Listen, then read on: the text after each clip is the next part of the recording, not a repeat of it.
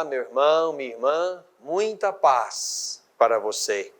Mais uma vez começa o programa Voz da Igreja.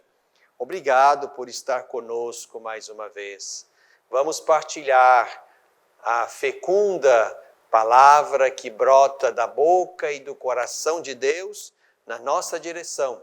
Palavra que mata a nossa sede, que sustenta a nossa verdade, que dá sentido e horizonte à história humana e à história de cada um de nós.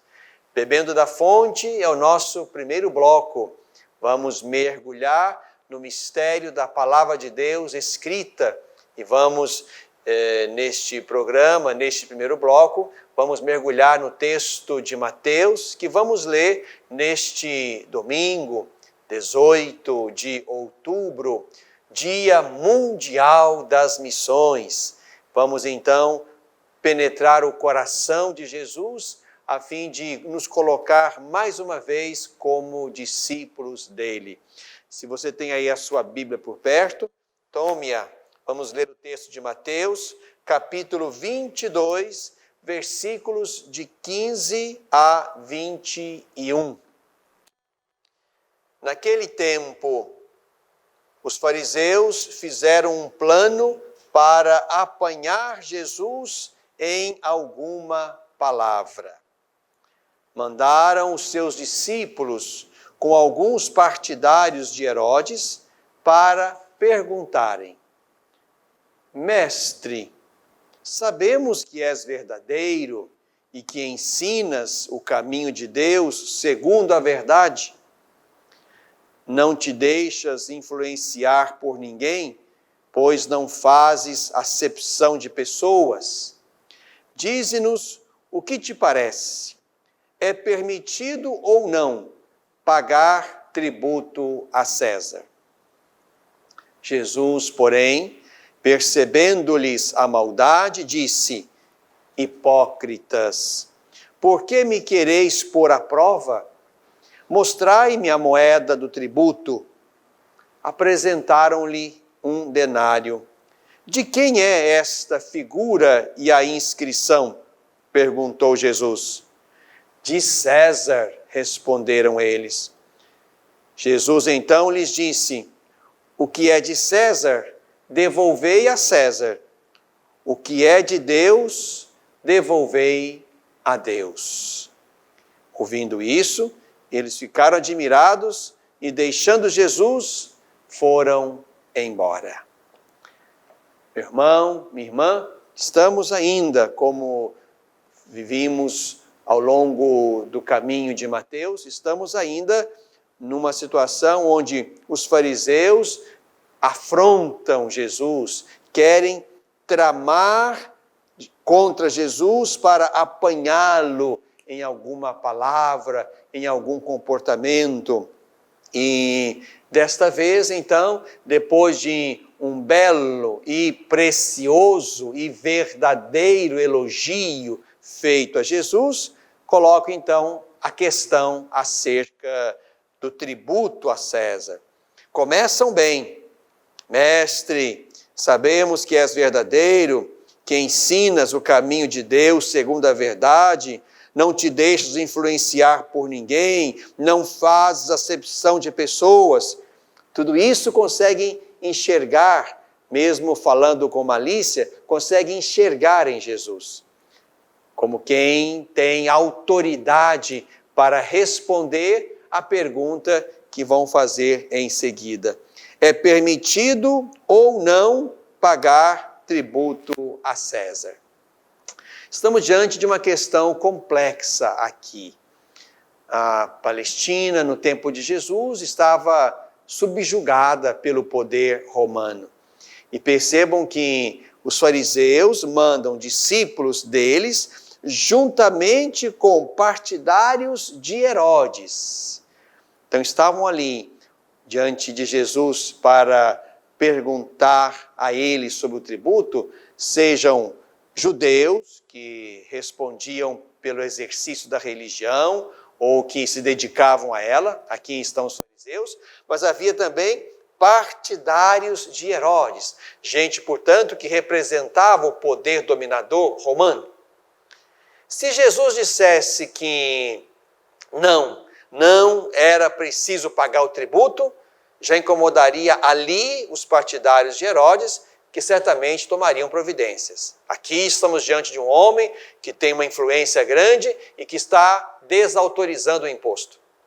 Se ele dissesse, Jesus, sim, é preciso pagar o imposto, os judeus que estavam ali poderiam enxergá-lo como alguém que aprovava a dominação e que até estimulava esta dependência e, ao mesmo tempo, esta tributação forte que os romanos faziam sobre os judeus. Mas Jesus, então, toma para si, já que ele é verdadeiro e ensina o caminho de Deus segundo a verdade, Jesus toma para si a verdade sobre aquela situação. E isso é importante para eles e é importante para nós.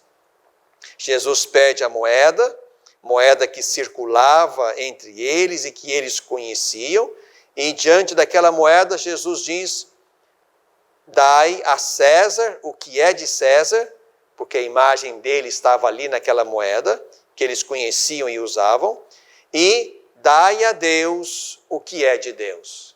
A César o que é de César, a Deus o que é de Deus. Com isso, Jesus nos coloca diante de muitas situações, reflexões e exigências.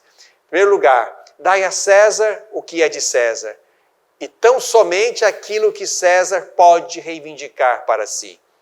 Se o político, se o governante pode organizar a tributação e empenhá-la em benefício do seu povo, isto é legítimo, recolher e administrar em vista do bem comum, esse governante não pode exigir para si aquilo que não é para ele. Por exemplo, o reconhecimento de uma divindade imprópria, indevida e inexistente, como o imperador exigia para si um culto de adoração.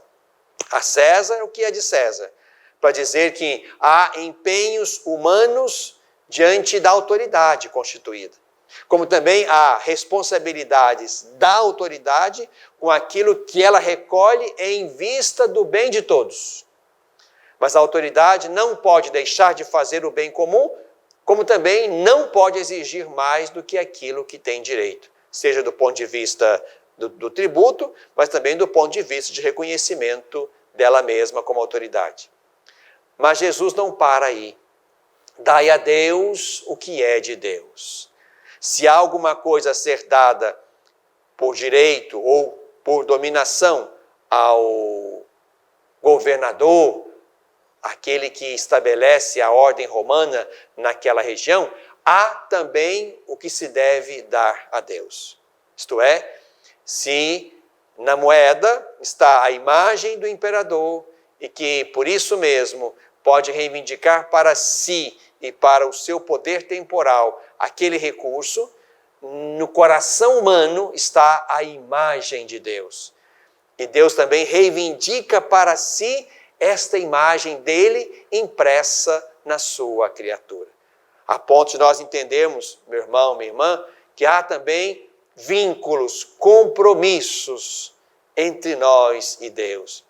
Nós também devemos a Deus a nossa vida.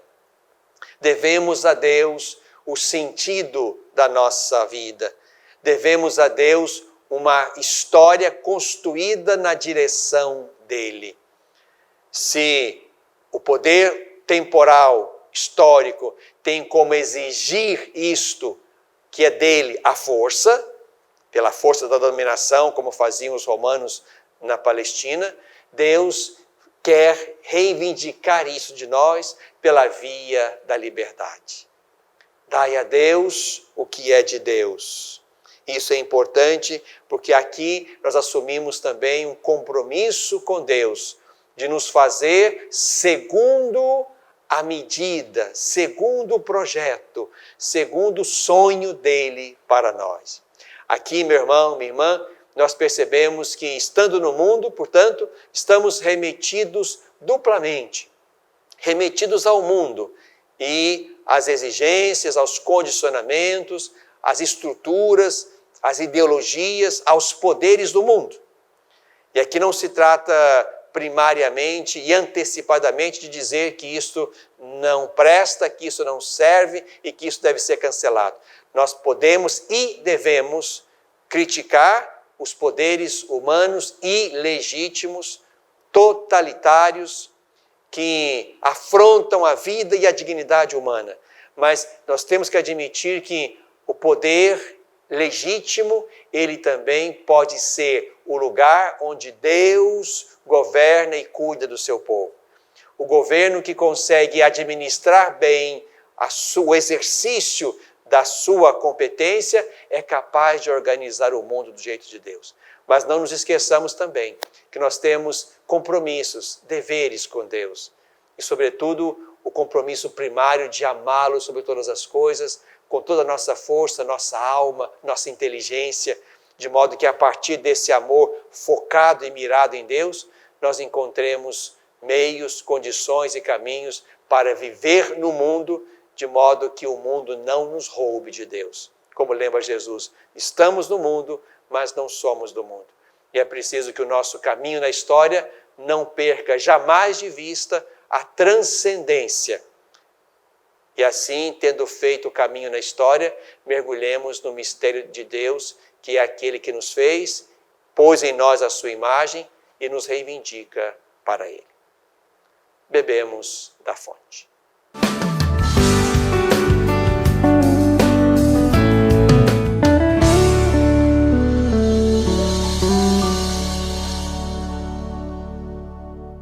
Educar para a vida.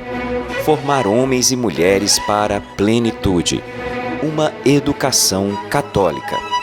Lembro-me bem, quando era criança, da importância de minha família em toda a minha educação.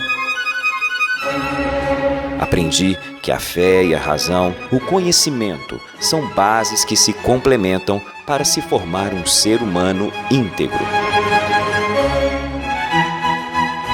Valores e virtudes fundamentais para ser quem eu sou e sempre agir com coração e alma para alcançar os objetivos mais altos.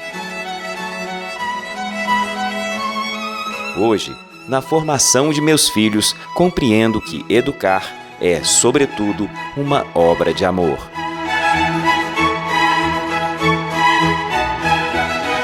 Colégio Magnífica. Educar para a plenitude. Pré-matrículas abertas.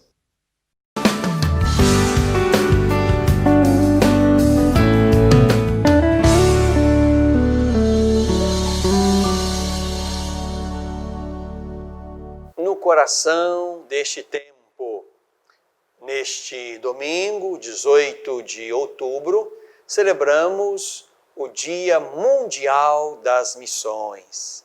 E assim, vamos repensando a nossa forma de presença na igreja e no mundo, entendendo que a nossa vida, a minha e a sua, de cada um, a nossa vida é missão. Independente se temos ou não temos fé, se acreditamos neste ou naquele modelo religioso, ou nesta ou naquela divindade, a nossa vida é missão. Estamos no mundo para nos ocupar de algo, para fazer um caminho, para desenvolver algo e deixar a nossa marca na história da humanidade. A vida é missão. Quem enviarei? Pergunta Deus ao profeta Isaías. Eis-me aqui, envia-me. Aqui estamos diante exatamente da perspectiva missionária que a Igreja Católica quer propor ao longo deste mês de outubro, mês das missões, mês missionário. E quero convidar você, meu irmão, minha irmã, para reconhecer, valorizar, retomar a sua missão e também a missão daqueles que estão com você, conosco no caminho. Não se pode dizer que uma vida é inútil, que uma vida é desnecessária. Não. A menor vida, aquela vida que espontaneamente desceu do útero e não nasceu como se esperaria, aquela vida ali alimentada e experimentada por alguns dias, por alguns meses, aquela vida já deixou a sua marca, a sua história, senão em todos, pelo menos na mamãe, no papai, naquela família. Enfim, nossa vida, a vida de cada um é missão. Por isso é importante que nós entendamos que aqui, enquanto estamos no mundo, somos uns pelos outros. Ninguém sabe tudo, ninguém pode tudo, ninguém é capaz de tudo. É por isso que, numa grande e bela teia de relações, nós vamos nos construindo mutuamente. O Papa Francisco escreveu também uma mensagem que nós já partilhamos aqui há 2 semanas para esse Dia Mundial das Missões. E queria, neste bloco, agora, partilhar com você um outro trecho daquela mensagem que o Papa Francisco escreveu, nos convidando para, neste tempo ruim de pandemia, de isolamento, de preocupações em que nós vivemos, que nós possamos aí, de fato, redescobrir a nossa missão. Redescobrir que cada um pode e deve fazer algo, cumprir o seu papel, e aí tentando ajudar os irmãos e ser ajudado por eles, cada um então possa avançar no seu caminho. Partilho então com você um parágrafo desta mensagem que o Papa Francisco escreveu para o Dia Mundial das Missões. E é este o parágrafo que quero partilhar e meditar com você. A compreensão daquilo que Deus está nos dizendo nestes tempos de pandemia torna-se um desafio também para a missão da igreja. O que Deus está nos dizendo com este tempo de pandemia? E o que este ensinamento de Deus fala à igreja e à sua missão? Desafia-nos a doença, a tribulação, o medo, o isolamento. Interpela-nos a pobreza de quem morre sozinho, de quem está abandonado a si mesmo, de quem perde o emprego e o salário, de quem não tem abrigo e comida. Obrigados à distância física e a permanecer em casa, somos convidados a redescobrir que precisamos das relações sociais e também da relação comunitária com Deus. A pandemia nos ensinou que nós somos seres de relação e não podendo estar aí nesse lugar, nos encontrando, nos abraçando, convivendo, conversando, indo próximos, isso nos afeta, isso nos desequilibra emocionalmente, humanamente. Precisamos das relações sociais e também da relação comunitária com Deus, isto é, na via da igreja, pela via da igreja, onde nós nos encontramos e nos alegramos, porque celebramos a memória de Jesus, alimentamos nossa fé, nossa esperança, nossa caridade, e essa experiência comunitária da fé também está minguada neste tempo de pandemia. Longe de aumentar a desconfiança e a indiferença, esta condição de pandemia deveria tornar-nos mais atentos à nossa maneira de nos relacionarmos com os outros. A pandemia não nos pode educar para a indiferença, para a desconfiança, para o medo do outro. Mas a pandemia precisa exatamente nos educar para estarmos mais atentos às nossas relações e ao modo de construí-las e vivê-las. E a oração, na qual Deus toca e move o nosso coração, Abre-nos às carências de amor, dignidade e liberdade dos irmãos, bem como ao cuidado por toda a criação. Rezando, Deus haverá de nos abrir ao outro e aquilo que o outro espera e precisa de mim e que eu posso dar-lhe. Como também na oração, nós nos educamos para o cuidado com a casa comum, com toda a criação.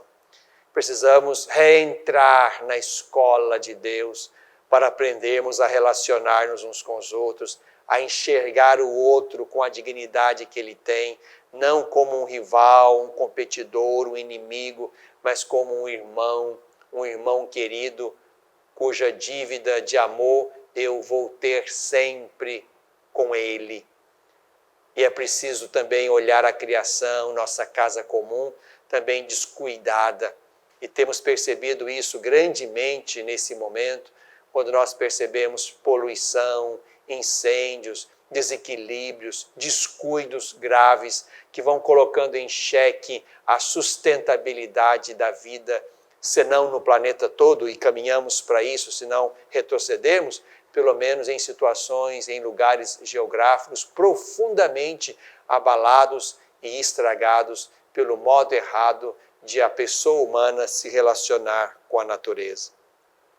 A impossibilidade de nos reunirmos como igreja para celebrar a Eucaristia fez-nos partilhar a condição de muitas comunidades cristãs que não podem celebrar a missa todos os domingos.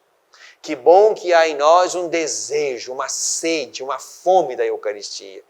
Mas o fato de não podermos participar dela hoje como quereríamos, nos põe em comunhão, em sintonia com comunidades e muitas comunidades que não celebram a Eucaristia com frequência, nem mesmo no domingo, dia do Senhor.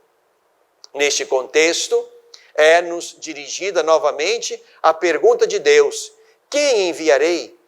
E aguarda de nós uma resposta generosa e convicta: eis-me aqui, envia-me. Deus continua a procurar pessoas para enviar ao mundo, enviar às nações, a fim de testemunhar o seu amor, a sua salvação do pecado e da morte, a sua libertação do mal. Eu e você, meu irmão, minha irmã, que talvez não tenhamos saído do nosso espaço geográfico, familiar, eclesial, para ir para longe, e felizes aqueles que deram esse passo, benditos aqueles que deram este passo de uma missão longe, ad gentes, como nós chamamos, mas nós que estamos aqui no nosso espaço vital, original, nós somos chamados a também exercitar aqui a nossa missão, cuidando bem uns dos outros e cuidando bem da natureza. Quero convidar você, neste final de semana, em que você for à igreja, ou depois, podendo também entregar lá a sua pequena contribuição, nesse final de semana se faz a coleta missionária. Essa coleta missionária sustenta as obras missionárias da igreja no Brasil e as obras missionárias também do Papa. Por isso é importante que nós ofereçamos do nosso pouco, a fim de que a nossa pequena coleta de cada comunidade possa sustentar a missão aqui no Brasil, através das pontifícias obras missionárias, né? Mas também junto do Papa e onde o Papa julgar que esse recurso possa ser importante e útil. Não deixe de colaborar. É mais uma vez um convite que fazemos para abrirmos mão, seja cada discípulo, cada fiel, mas também cada comunidade que tem dificuldades, mas também vai dar, a partir da sua dificuldade, somos chamados a dar do nosso pouco, para que essa bela coleta missionária sustente a missão em muitos lugares da terra. No coração deste tempo.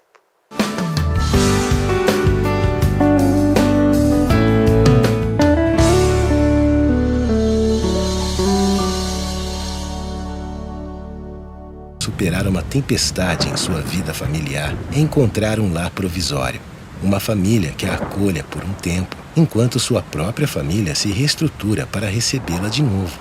Essa é a proposta do Serviço Família Acolhedora: transformar as dificuldades de hoje em possibilidades de futuro. Serviço Família Acolhedora. A tempestade passa, a vida continua. Participe e faça a diferença.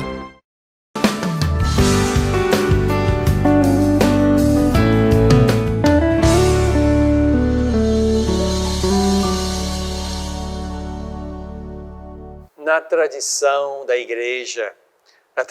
igreja estão as muitas e belas orações, aquelas que fazemos na liturgia, também aquelas que fazemos diante dos tempos fortes, dos tempos importantes da nossa igreja. Quero, neste último bloco do nosso programa, rezar com você, partilhar com você duas belas orações. Aquela que rezaremos e já estamos rezando e vamos continuar a rezar ao longo deste mês, que é a oração missionária. Mas também uma bela oração que neste domingo vamos rezar na coleta da nossa missa. A coleta é aquela oração que está no princípio da missa, antes da liturgia da palavra.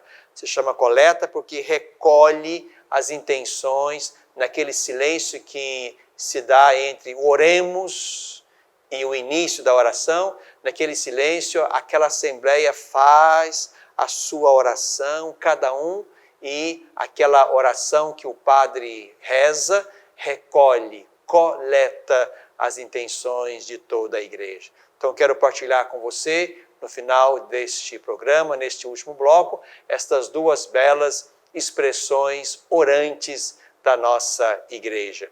E estamos no mês também do Rosário, nos voltamos para a Santíssima Virgem Maria, Senhora Aparecida, como celebramos há pouco, e é importante que Maria seja aquela que leva as nossas orações ao seu Filho Jesus e ao coração da Trindade. Rezemos então e peçamos a Maria que recolha e apresente a Deus as nossas orações.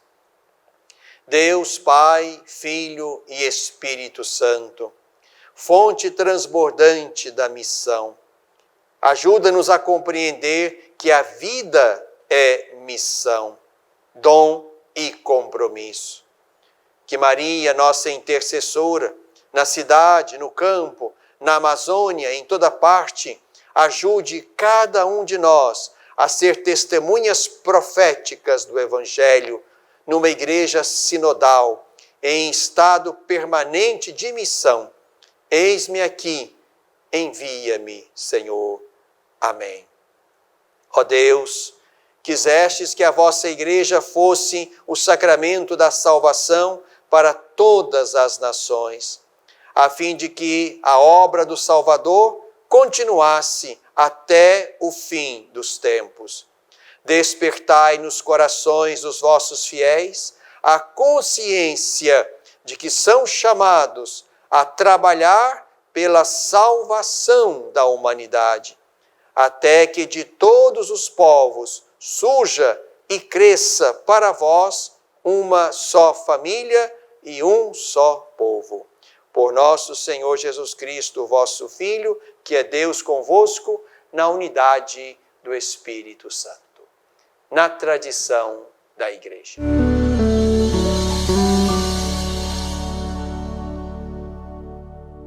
Educar para a vida. Formar homens e mulheres para a plenitude. Uma educação católica. Lembro-me bem, quando era criança, da importância de minha família em toda a minha educação.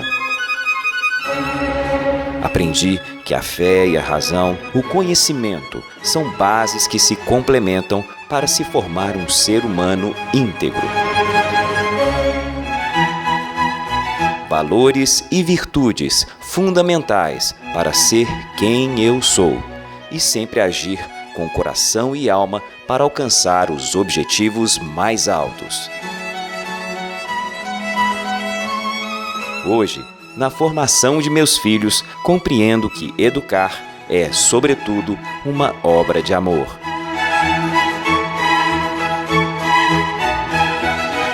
Colégio Magnífica. Educar para a Plenitude. Pré-matrículas abertas.